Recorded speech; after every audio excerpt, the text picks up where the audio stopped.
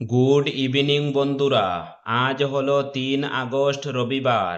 আজকের আসাম তথা সমগ্র বরাক উপত্যকার বিশেষ বিশেষ খবরগুলি হলো: অবশেষে থেমে গেল বুলডোজারের চাকা, সফলভাবে শেষ হলো রেগমা সংরক্ষিত বনাঞ্চলের প্রথম পর্যায়ের উচ্ছেদ অভিযান।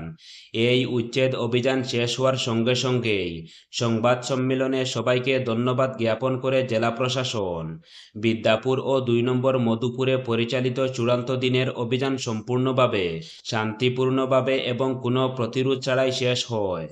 এই 5 দিনের অভিযানে বিদ্যাপুর, পিটাগাছ, চুনারিবিল, দয়ালপুর, দুলনীপাথর, খেরবাড়ি, আনন্দপুর, মধুপুর সহ বহু সংখ্যক অবৈধভাবে দখলকৃত অঞ্চল থেকে হাজার হাজার বিঘা সংরক্ষিত বনভূমি পুনরুদ্ধার করা হয়েছে এবং শতাধিক অবৈধ নির্মাণ গুড়িয়ে দেওয়া হয়েছে। বিশেষ মুখ্য সচিব এম.কে. যাদব সংবাদ মাধ্যমকে জানান, এই অভিযানের মাধ্যমে এ পর্যন্ত প্রায় 8,900 বিঘা বনভূমি উদ্ধার করা হয়েছে এবং 4,000-এরও বেশি অবৈধ স্থাপনা সরিয়ে ফেলা হয়েছে। বাকি দখলকৃত অঞ্চলগুলির মূল্যায়ন এবং পরবর্তী পর্যায়ের কার্যসূচির তৈরির জন্য একাধিক অঞ্চলে ইতিমধ্যেই বিস্তারিত ভূমি জরিপ কার্য চলমান রয়েছে।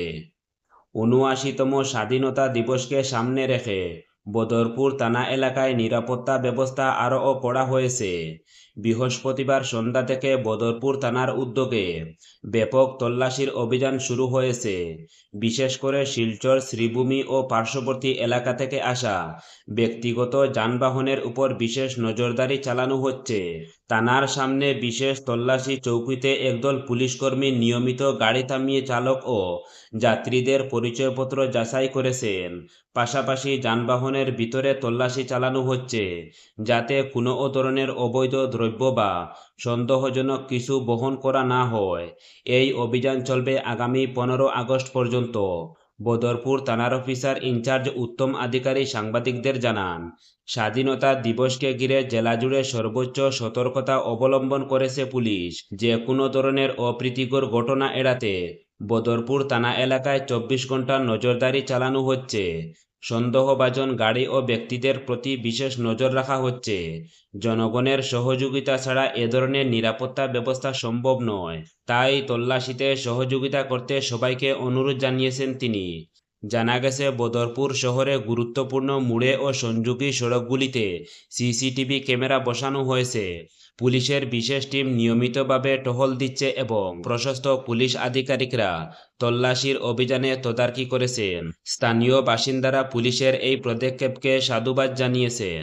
বড়ভূমিতে প্রথম শ্রেণীর নাগরিক হবেন সবাই, প্রতিশ্রুতি মুখ্যমন্ত্রী হিমন্ত বিশ্ব শর্মার। বড়ভূমিতে সবাই প্রথম শ্রেণীর নাগরিক হবেন, দ্বিতীয় শ্রেণীর নাগরিক কেউ থাকবেন না। শনিবার বড়োল্যান্ড পরিষদীয় ভোটের প্রচারে এই প্রতিশ্রুতি দিয়েছেন মুখ্যমন্ত্রী হিমন্ত বিশ্ব শর্মা। তিনি জানান, আগস্টের তৃতীয় সপ্তাহে ঘোষণা করা হবে পরিষদীয় নির্বাচনের দিন। সেপ্টেম্বরের তৃতীয় সপ্তাহে ভোট হবে এবং পুজোর আগে বিসিটিতে এক নতুন সরকার গঠিত হবে। তাছাড়া গত 5 বছরে বিসিটিতে শান্তি এসেছে। আগামী 5 বছরে উন্নয়নের গঙ্গা বইয়ে দেওয়ার প্রতিশ্রুতিও দেন তিনি। বড়োল্যান্ড শাসিত পরিষদে ভোটের প্রচারে নেমেছেন মুখ্যমন্ত্রী। বড়ভূমিতে ভোটের প্রচার সভায় মুখ্যমন্ত্রী বলেন, আমি মুখ্যমন্ত্রীর পদে বসার পর থেকেই বড়ভূমিতে কখনোই গুলিবর্ষ হয়নি, বোমা বিস্ফোরণ ঘটেনি, আইন শৃঙ্খলা পরিস্থিতিও সৃষ্টি হয়নি। আমি প্রতিশ্রুতি দিচ্ছি, আগামী 5 বছরে বড়ভূমিকে এমনভাবে নির্মাণ করা হবে যেখানে সকলেই প্রথম শ্রেণীর নাগরিকের স্বীকৃতি পাবেন, দ্বিতীয় শ্রেণীর নাগরিক কেউ থাকবেন না। রাজ্য সরকারের যেভাবে সোচ্চার সঙ্গে লক্ষাধিক চাকরি দেওয়া হয়েছে, একইভাবে বিসিটিতেও চাকরি দেওয়ার প্রতিশ্রুতিও দেন মুখ্যমন্ত্রী। তিনি বলেন, 1 লক্ষ চাকরির প্রতিশ্রুতি দিয়ে 1.5 লক্ষ চাকরি দিয়েছি পুরোপুরি স্বচ্ছভাবে। আগামী 10 অক্টোবর আরও 50,000 চাকরি দেব। রাজ্য সরকার যেভাবে স্বচ্ছভাবে চাকরি দিচ্ছে, আগামী 5 বছরে বিসিটিতেও সুন্দরভাবে চাকরি দেব আমরা। পরবর্তী খবরটি হলো, আগামী 7 আগস্ট থেকে কার্যকর হচ্ছে মার্কিন প্রেসিডেন্ট ডোনাল্ড ট্রাম্পের নতুন শুল্ক নীতি, যার ফলে বিশ্বের 68টি দেশ ও ইউরোপীয় ইউনিয়নের বহু দেশ থেকে আমেরিকায় আসা পণ্যে লাগু হচ্ছে নতুন হারে শুল্ক। এই সিদ্ধান্তের ফলে ভারতের পণ্যে 25% আমদানি শুল্ক বহাল থাকছে। তবে দক্ষিণ এশিয়ায় সবচেয়ে কম মার্কিন শুল্ক পাকিস্তানের উপর ধার্য করা হয়েছে। পাকিস্তান, মালয়েশিয়া, ইন্দোনেশিয়া, কম্বোডিয়া ও থাইল্যান্ডের ক্ষেত্রে শুল্কের হার 19% এবং বাংলাদেশ, শ্রীলঙ্কা, তাইওয়ান ও ভিয়েতনামের উপর 20% শুল্ক আরোপ করা হবে। সেই নিরিখে দক্ষিণ এশিয়ার মধ্যে সবচেয়ে কম শুল্কে আমেরিকায় প্রবেশাধিকার পাচ্ছে পাকিস্তানের পণ্য। অন্যদিকে এবারের ঘোষণায় সবচেয়ে চড়া শুল্ক আরোপ হয়েছে সিরিয়ার পণ্যে 41%। তারপরে রয়েছে তাওস ও মায়ানমার 40%, সুইজারল্যান্ড 39%, ইরান ও সার্বিয়া 35%, কানাডার উপর শুল্ক 25% থেকে বাড়িয়ে 35% করা হয়েছে। ব্রাজিলের ক্ষেত্রে কড়া পদক্ষেপ নিয়েছে আমেরিকা, তবে মেক্সিকার সঙ্গে এখনও আলোচনা চালু রয়েছে, ফলে তারা পেয়েছেন 90 দিনের অতিরিক্ত সময়। চীনের ক্ষেত্রেও শুল্ক সংক্রান্ত নির্দিষ্ট কোনো ঘোষণা আসেনি। বাদ যায়নি ঘনিষ্ঠ মিত্রদেশ ইসরায়েলও। 7 আগস্ট থেকে ইসরায়েল থেকে আমদানি হওয়া সমস্ত পণ্যের উপরে 15% মার্কিন শুল্ক থাকবে। পরবর্তী খবরটি হল, বরাকে অবৈধ অনুপ্রবেশকারী ঠেকাতে মুখ্যমন্ত্রীর দৃষ্টি আকর্ষণ কমলাক্ষদেব পুরকাইস্তের।